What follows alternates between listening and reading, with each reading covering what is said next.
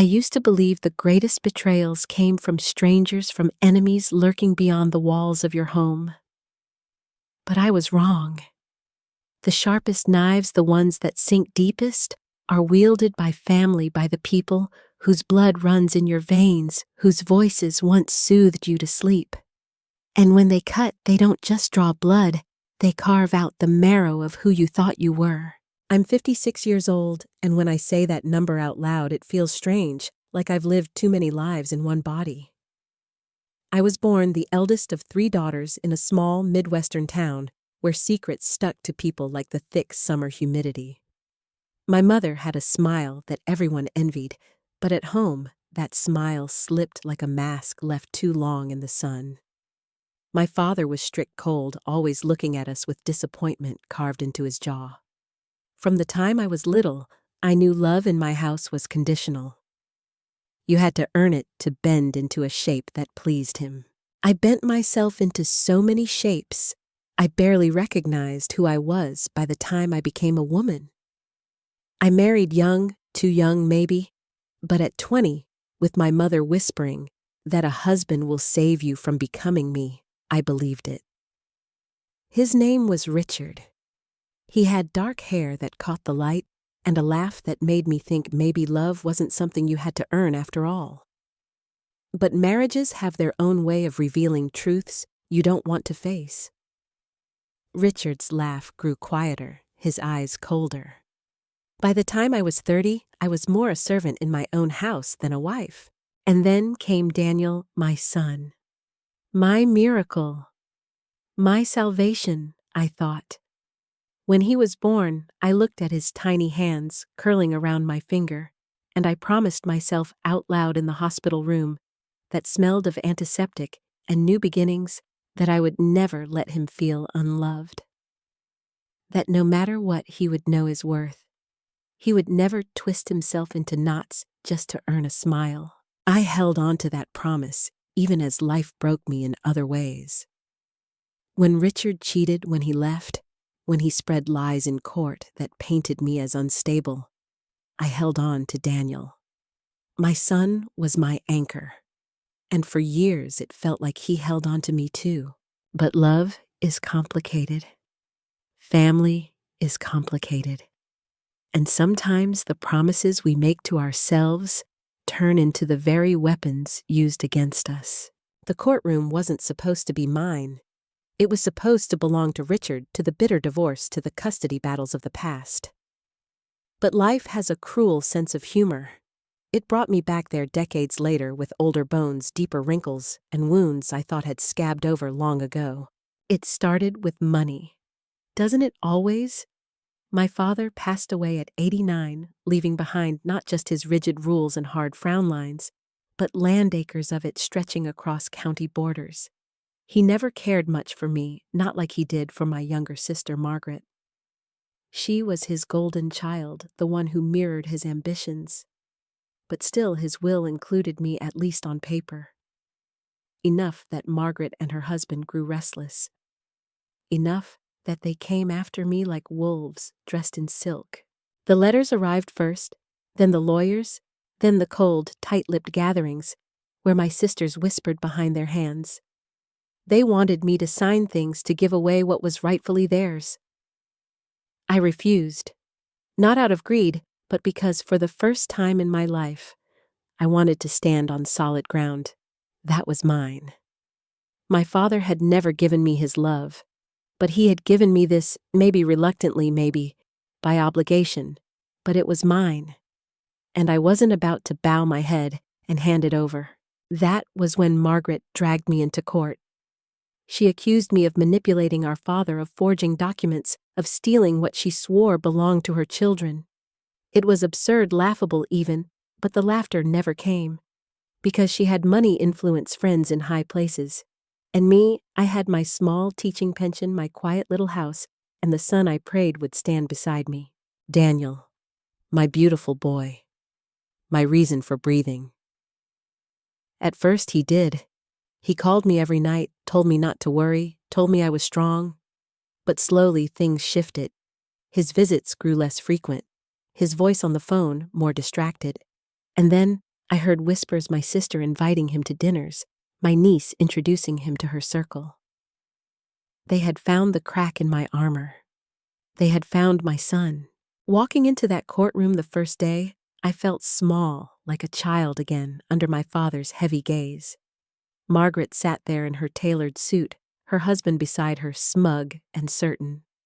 My younger sister Clara hovered like a shadow, too timid to speak, but too loyal to me to side openly with them. And me, I walked in with trembling hands and Daniel by my side. But I noticed it then, the way his arm didn't quite touch mine, the way his eyes lingered on Margaret when she smiled at him across the aisle. Something inside me shivered, but I buried it deep. He was my son. He wouldn't betray me. The weeks bled into each other. Documents were thrown around, lies dressed up as truths, memories twisted until I barely recognized them. And through it all, Daniel grew quieter. Then came the day that would split my life into before and after. The judge's voice droned on heavy with legal jargon, the air thick with anticipation. I was losing. I knew it. My lawyer had warned me the evidence was too stacked, Margaret's reach too wide. I sat there bracing myself for the hammer to fall. And then Daniel stood. My son, who had barely spoken in weeks. My son, whose silence had been my greatest ache. He walked to the center of the room, his face pale, his hands trembling, but his eyes fixed unwavering. I have something to show the court, he said. The room shifted. Chairs creaked, whispers rippled. The judge raised a brow, hesitant. But Daniel reached into his jacket and pulled out a folder. Thick, worn, filled with pages no lawyer had dared to present. My heart slammed against my ribs, because I recognized that folder. I had hidden it once years ago when I thought the truth would tear the family apart. I had sworn never to open it again. And yet here it was, in my son's hands, held high for the world to see. Inside were letters, my father's letters, proof of the affair he'd had with a woman who wasn't my mother, proof that Margaret wasn't fully his by blood, proof that the land she fought so viciously for had been promised in secret to me. Gasps echoed through the courtroom. Margaret's face drained of color, her husband lunging forward as if he could snatch the folder away. The judge's gavel pounded, but the sound was drowned out by the rising tide of voices. And me, I sat frozen, staring at my son. Because in that moment, I didn't feel victory. I felt naked, exposed, betrayed. He had gone into the one place I told him never to look. He had unearthed the one truth I had buried to protect us all. He had chosen to reveal it, not for me, but for himself, for his own twisted need to play savior, to decide for me what wounds should be opened. My sisters turned on me instantly. Their eyes burned with hatred, their voices sharp with venom. She knew, she hid it, she lied to us all. The courtroom became a battlefield, but I couldn't hear it. All I could hear was the sound of my own heart breaking. Because even though Daniel had just saved me from losing everything, I couldn't shake the truth he had destroyed me in the process. The courtroom descended into chaos that day, and yet I felt strangely detached, as if I were floating just above the scene, watching it play out like a grotesque theater performance. My sisters were shouting their lawyers, scrambling to contain the fallout, the judge pounding his gavel in vain. But my eyes stayed locked on Daniel. My son. The boy I raised on whispered lullabies and peanut butter sandwiches when money was tight, the man I taught to look people in the eye and tell the truth. And there he stood, taller than me, older than I could bear to admit, holding papers that carried the weight of decades of shame. I couldn't breathe. The air in that courtroom thickened, with every second pressing down on me, forcing me to confront what I had avoided my entire life. Secrets rot in silence. And when they finally surface, they bring everything down with them? The judge called for order. Voices settled into hisses like snakes coiling back into the grass. Margaret looked at me across the aisle, her face pale lips trembling. But then her eyes sharpened into daggers, and I knew this wasn't over. If anything, Daniel's revelation had only thrown fuel on a fire already raging. The court recessed for the day. Papers would need to be verified, signatures, checked dates confirmed. I left the courthouse with shaking knees, Daniel trailing behind me like a shadow I couldn't shake off. Outside, the September wind bit at my cheeks, carrying the faint smell of dying leaves. He touched my shoulder. "Mom," he said softly, "I had to do it. They were going to destroy you." I wanted to scream. I wanted to grab him by his shoulders and shake him until he understood. But my voice came out in a whisper, thin and fragile. "You had no right." His face twisted confusion mixing with hurt. "No right I saved you. If I hadn't." "You don't understand," I cut him off. My throat burned. "There are some truths you don't drag into the light. Not like this. Not in front of everyone." He recoiled, and for the first time, I saw the boy in him lost desperate for approval. And I hated myself for it. Because hadn't I promised he'd never feel unloved? Hadn't I sworn he would never twist himself into knots the way I did for my father? And yet, here we were. That night, I didn't sleep. I sat at the kitchen table with a cup of coffee that went cold, the folder of letters lying in front of me. My father's handwriting danced across the pages, mocking me with every loop and curve. The letters revealed an affair that lasted decades, a woman he kept in another town, a child born of that betrayal. Margaret wasn't his by blood. And though he never admitted it openly, these pages proved he had wanted me to inherit the land, me the daughter he had always belittled, dismissed, ignored. It should have felt like vindication. Proof that I had been wrong about him, at least in part. But all I felt was nausea, because knowing he had betrayed my mother, knowing Margaret had grown up worshiping a man who wasn't even truly hers, that knowledge wasn't justice. It was poison. The next day in court, the folder became the centerpiece. Lawyers circled it like vultures, tearing it apart for loopholes, for inconsistencies. The judge listened stone-faced. And my sisters, they turned their fury on me. "You knew," Margaret hissed across the table, her voice venom. "You knew, and you hid it. You made me believe I was his favorite, his blood, when I was nothing but a lie."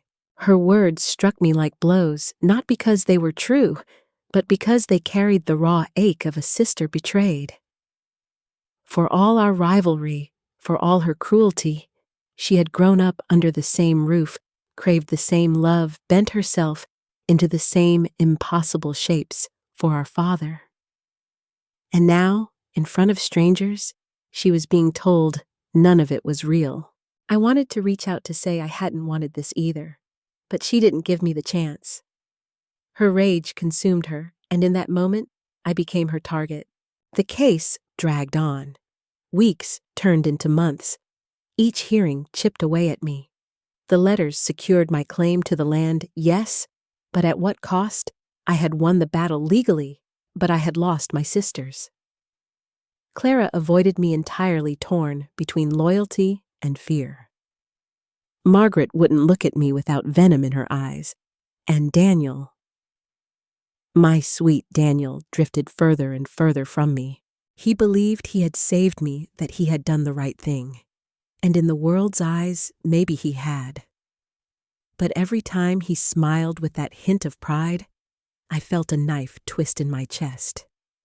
Because he didn't understand that by revealing those letters, he hadn't just changed the court case, he had rewritten our family's entire history.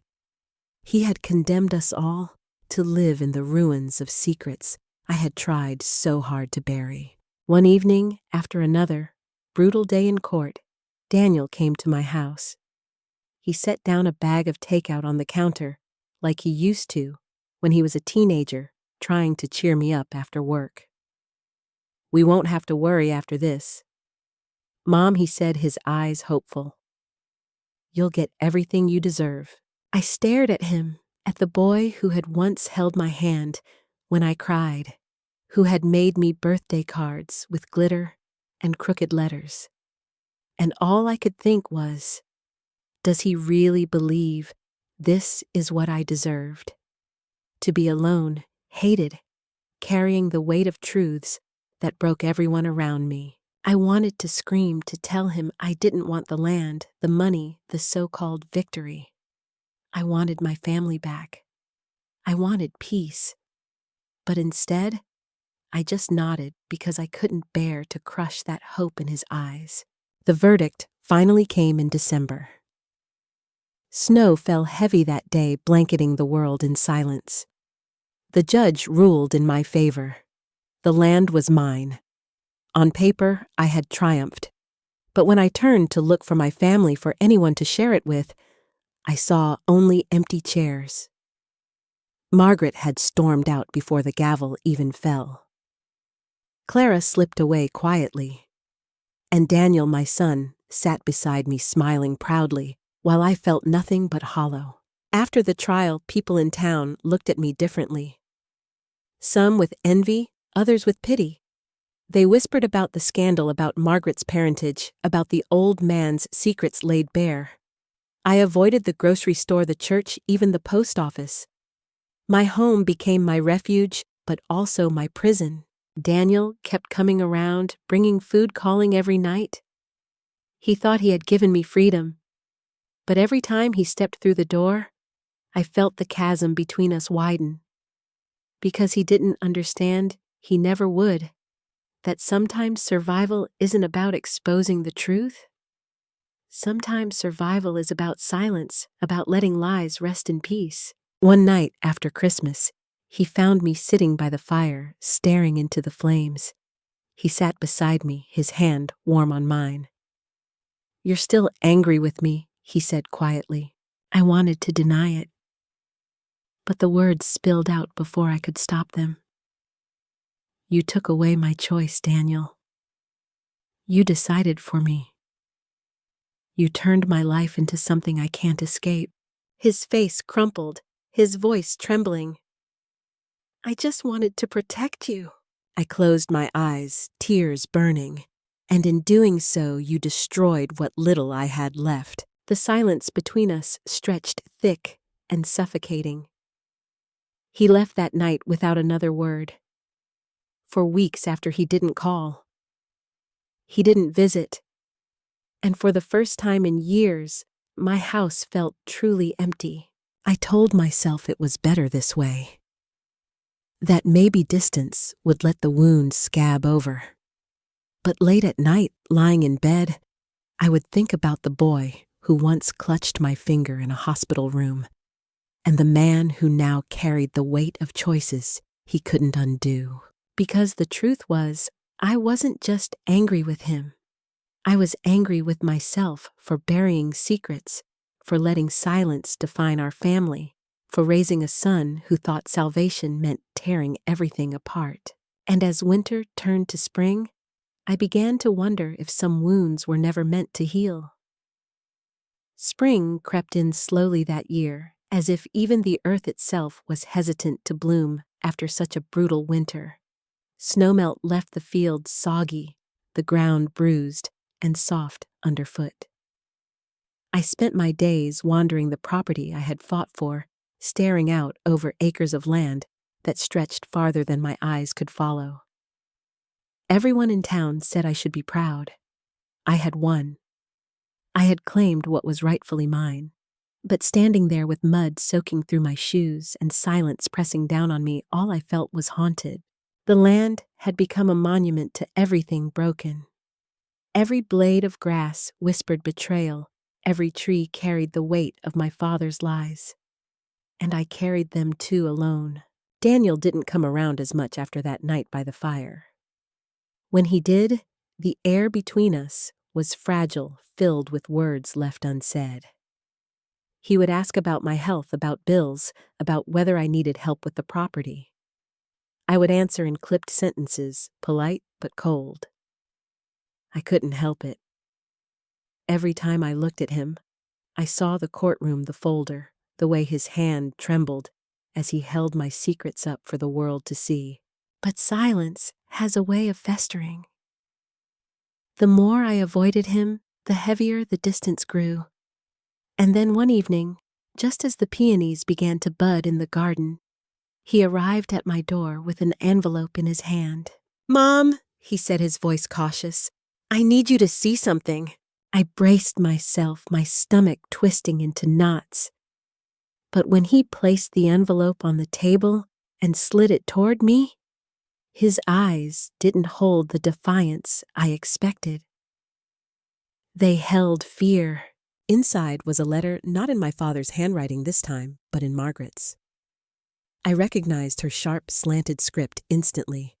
The paper was stained at the edges as though it had been gripped too tightly. "You think you've won," it began, "but this isn't over. You destroyed my life, and I will make sure you know what that feels like. Daniel isn't yours anymore. He's mine now." I dropped the letter as if it had burned me. My chest tightened, breath catching in my throat. Margaret's words weren't idle threats. She had money power, and now a thirst for vengeance that would stop at nothing. And she had already begun to sink her claws into the one thing I couldn't bear, to lose my son. I looked at Daniel, panic rising. "Why would she write this to you?" His jaw tightened. "Because she's been calling me, inviting me over, saying she understands me in ways you don't, that she can give me the family I deserve." The room spun. "And did you go?"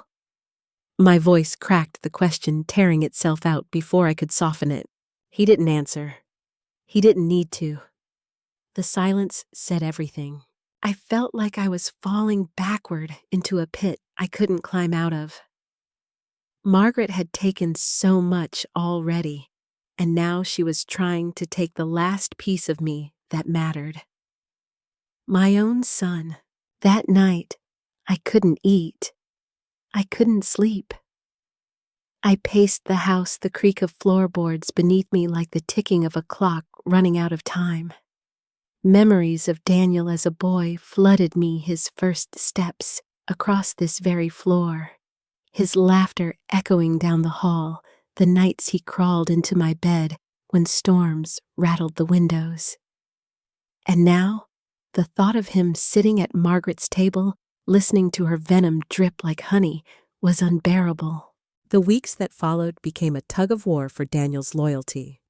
Margaret called him constantly, inviting him to family dinners, birthdays, casual get-togethers where I was deliberately excluded. She showered him with gifts, with promises of inheritance, with the approval I had never been able to give him in the same way. And slowly, I watched him slip through my fingers. One evening, he showed up with a watch gleaming on his wrist.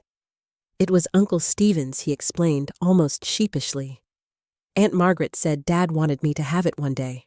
She thought it was time." I swallowed, the bitterness clawing up my throat. That watch had once been my father's, passed to Stephen, and now handed to my son by the very sister who had sworn to destroy me. She was rewriting history, one gift at a time. I should have fought harder, should have dragged him away, should have screamed until he understood. But every word I tried to speak got tangled in the grief lodged in my chest. I was losing him, and no amount of begging or anger could stop it. Then came the party. Margaret's daughter, my niece, was graduating law school, and they threw a celebration fit for royalty. Daniel begged me to come, said it would mean everything if I showed up. Against every instinct, I agreed. Maybe if I went, if I stood in that room with my head held high, I could prove to him and to Margaret that she hadn't won. The night was warm, lanterns strung across their sprawling backyard, music drifting through the air. Laughter and clinking glasses filled the space, and I felt out of place the moment I arrived. Whispers followed me like shadows. Eyes lingered, pitying, mocking. When I saw Daniel, he was surrounded by Margaret's family, their hands on his shoulders, their smiles wide. He looked happy, happier than I'd seen him in months. My heart cracked. I tried to slip out quietly, but Margaret's voice sliced through the night. "Leaving so soon, sister," she called loud enough for the crowd to hear. Heads turned, eyes pinning me in place. I froze, humiliation burning my skin.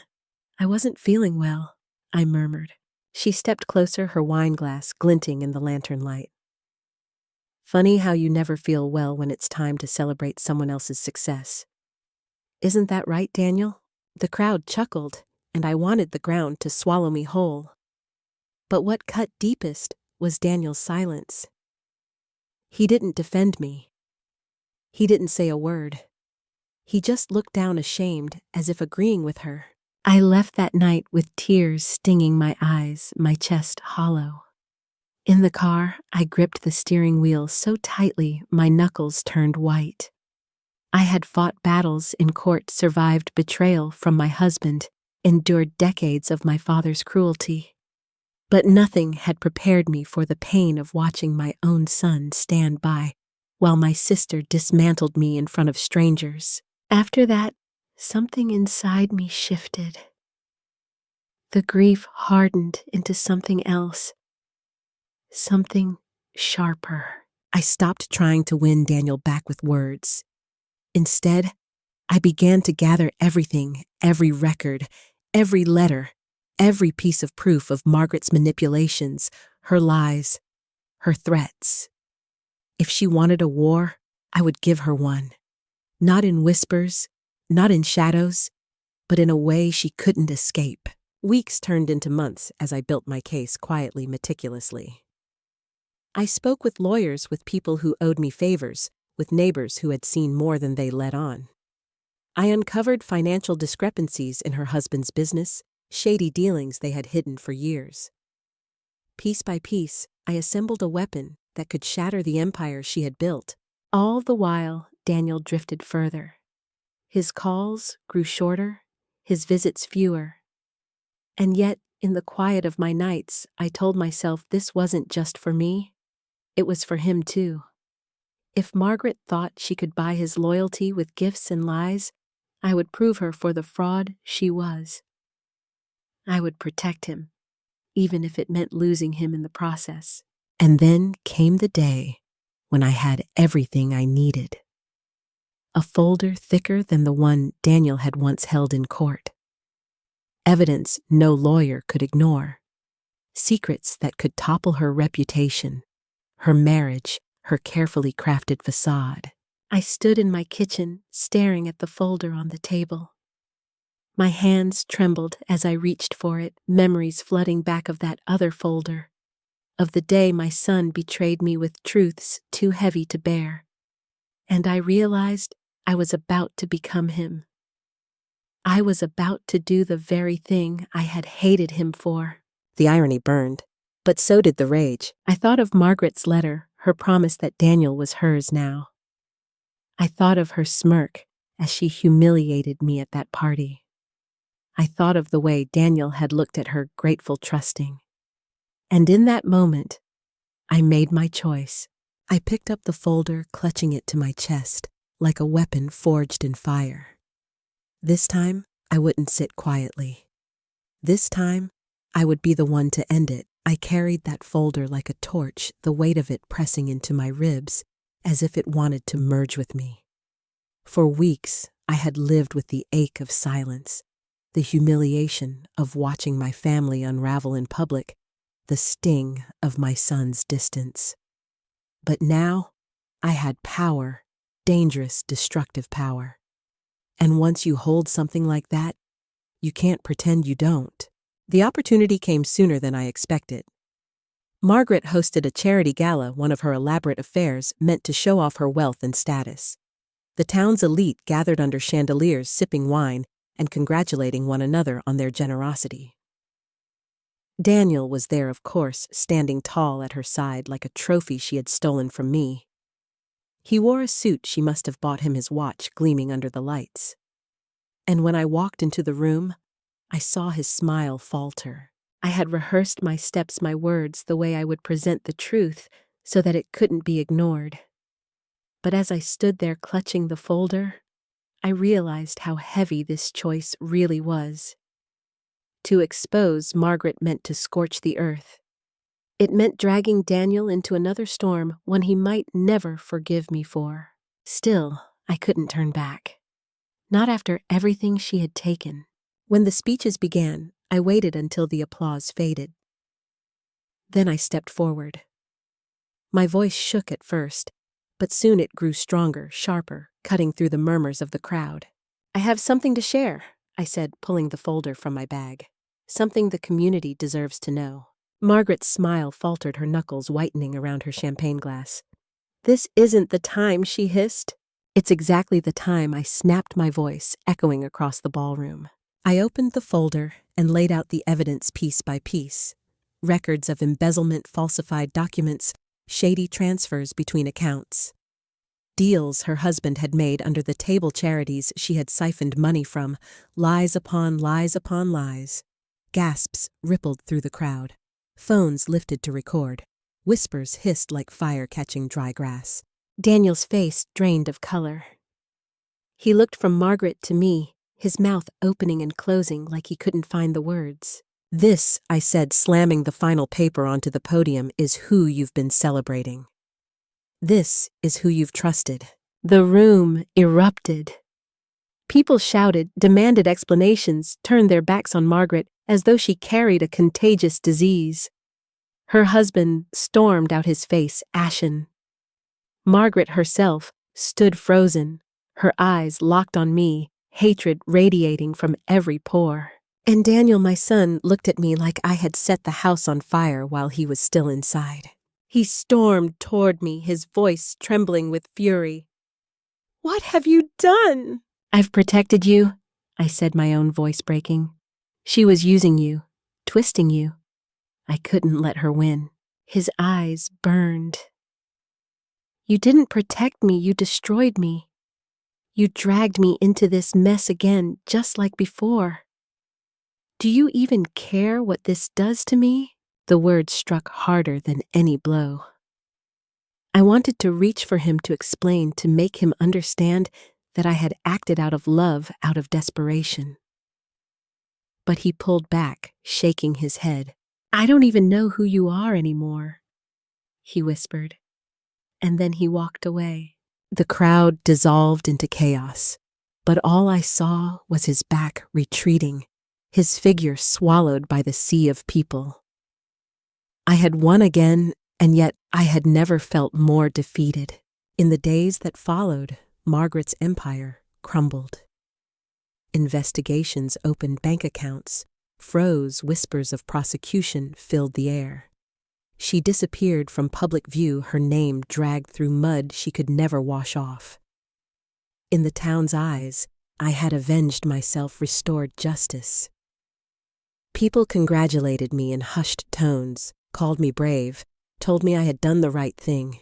But none of it mattered. My house remained silent, my phone untouched. Daniel didn't call. He didn't visit. Weeks turned into months, and the distance between us grew into a canyon I didn't know how to cross. At night, I sat by the window, staring out at the land I had fought so hard for. Acres of soil, rich and dark, waiting to be tilled, to be planted.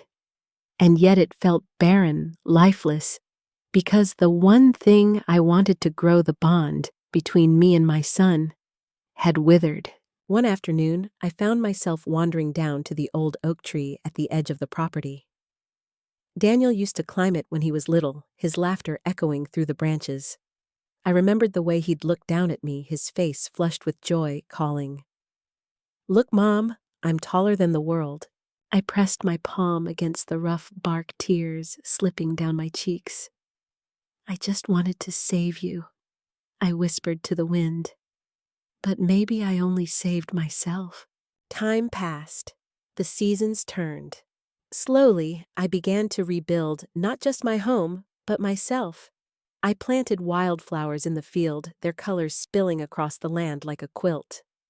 I started attending church again, not for faith, but for the quiet company of people who knew how to sit with silence. I cooked meals for myself, set the table for one lit candles at night, just to remember what warmth felt like. And then, one evening, in late autumn, there was a knock on my door. My heart leapt, foolish hope surging before I could stop it. When I opened the door, Daniel stood there, his eyes weary, his shoulders heavy. He didn't say much, just, "Can I come in?" We sat at the kitchen table, the same table where I had once scolded him for spilling milk, where I had cried over bills, where I had clutched that cursed folder. The silence stretched between us until finally he spoke. "I don't know if I can forgive you," he said, his voice rough. "But I can't stay away either. You're my mother." Tears blurred my vision. "I don't need forgiveness, Daniel. I just need you to know that everything I did, even the mistakes I did, because I loved you." He looked at me for a long time, and though he didn't reach for my hand, he didn't walk away either. And in that moment, I realized maybe healing didn't come all at once.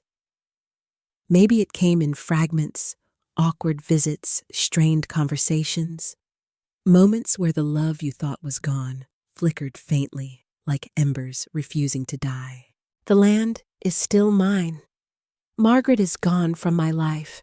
The truth is, out the secrets no longer festering in shadows. But victory has never felt so hollow. What matters now isn't acres of soil or titles on paper. It's whether my son and I can find our way back to each other, one fragile step at a time. And if there's one thing life has taught me, it's this: revenge can win you battles, but it will never fill the emptiness left behind. Only love can do that. And love, even broken, is worth fighting for. So I wake up each morning, brew a cup of coffee, and wait. Wait for his call, his visit, his smile. And while I wait, I tend the wildflowers, because sometimes that's all you can do: plant something beautiful in the ruins and hope it takes root. If you've made it this far with me, thank you. Stories like mine aren't easy to tell, but maybe they remind us that we're not alone in our pain, our anger, our longing to be understood. If this touched you, please like, share, and subscribe. It helps more than you know. And leave me a comment. What would you have done in my place? Would you have stayed silent or dragged the truth into the light?